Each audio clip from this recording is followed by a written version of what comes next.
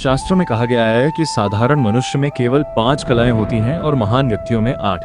किंतु इतिहास और धार्मिक परंपराएं इस बात की साक्षी हैं कि इस सृष्टि में केवल 2 ही ऐसे दिव्य अवतार हुए जिन्हें कलाओं के आधार पर सर्वोच्च माना गया। एक हैं भगवान श्री राम, जिनमें 12 दिव्य कलाएं प्रकट हुई, और दूसरे हैं भगवान श्री कृष्ण, जो पूर्ण 16 कलाओं से संपन्न माने जाते हैं। यहाँ कला का अर्थ किसी सामान्य कला से नहीं, बल्कि उन दिव्य गुणों, शक्तियों और चेतना के स्तरों से है जो किसी व्यक्तित्व को असाधारण बनाते हैं। वास्तव में मनुष्य की असली शक्ति उसके बाहरी बल में नहीं, बल्कि उसकी आंतरिक कलाओं, उसके गुण, चरित्र, विवेक और आचरण में निहित होती है। इसी कारण श्री राम को मर्यादा पुरुषोत्तम और श्री कृष्ण को पूर्णावतार कहा जाता है। धार्मिक मान्यताओं के अनुसार श्री राम की 12 दिव्य कलाएं उनके आदर्श चरित्र और संतुलित जीवन का आधार है। इनमें धैर्य प्रमुख है, जिसके कारण उन्होंने वनवास जैसी कठोर परिस्थितियों में भी अपना संतुलन नहीं खोया। क्षमा, जिसके कारण वे अपने शत्रुओं के प्रति भी करुणा रखते थे। सत्य और धर्म, जिनके पालन के लिए उन्होंने हर सुख का त्याग किया। करुणा, जो उन्हें हर जीव के प्रति संवेदनशील बनाती है। त्याग, जिसके अंतर्गत उन्होंने पिता के वचन की रक्षा के लिए राज्य और सुख सुविधाओं का परित्याग किया। बल और साहस, जिनसे उन्होंने अधर्म का नाश किया और रावण जैसे शक्तिशाली असुर का वध किया।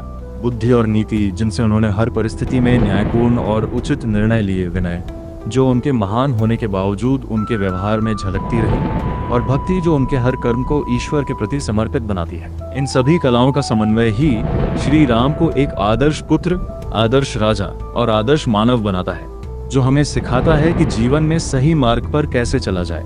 दूसरी ओर श्री कृष्ण को पूर्णावतार इसलिए कहा जाता है क्योंकि उनमें भगवान की सभी 16 कलाएं पूर्ण रूप से विद्यमान थीं। उनकी कलाएं केवल नैतिक गुणों तक सीमित नहीं थीं, बल्कि वे जीवन के हर आयाम, भौतिक, मानसिक, बौद्धिक और आध्यात्मिक में पूर्णता का प्रतीक थी। अन्नमय कला उन्हें प्रकृति और भौतिक जगत से जोड़ती है, जहाँ वे ग्वाल बालों और गायों के साथ सहज जीवन जीते हैं। प्राणमय कला उनके भीतर की ऊर्जा और जीवंतता को दर्शाती है, जिससे उनके आसपास का वातावरण उत्साह से भर उठता है।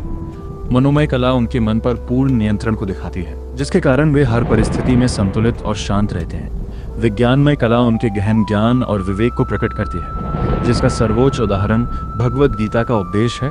और आनंदमय कला उनके जीवन के उस पक्ष को दर्शाती है जिसमें प्रेम, संगीत, बांसुरी और लीला के माध्यम से आनंद का प्रसार होता है। इसके अतिरिक्त शक्ति, तेज, करुणा, प्रेम, रणनीति और नेतृत्व जैसे गुण भी उनकी पूर्णता को दर्शाते हैं। वे केवल धर्म की रक्षा करने वाले योद्धा ही नहीं, बल्कि एक ऐसे मार्गदर्शक हैं जो जीवन के हर संघर्ष में संतुलन और बुद्धिमत्ता का मार्ग दिखाते हैं। इन दोनों अवतारों की तुलना हमें जीवन का गहरा संदेश देती है। श्री राम हमें सिखाते हैं कि सही कैसे बनना है, अर्थात मर्यादा, सत्य, कर्तव्य और आदर्शों का पालन करते हुए जीवन जीना। वहीं श्री कृष्ण हमें सिखाते हैं कि जीवन कैसे जीना है, प्रेम, ज्ञान, आनंद और व्यवहारिक बुद्धि के साथ हर परिस्थिति को स्वीकार करते हुए आगे बढ़ना। जब किसी व्यक्ति के जीवन में श्री राम का चरित्र और श्री कृष्ण की बुद्धि दोनों का समन्वय हो जाता है, तब वह केवल सफल ही नहीं, बल्कि वास्तव में महान बन जाता है।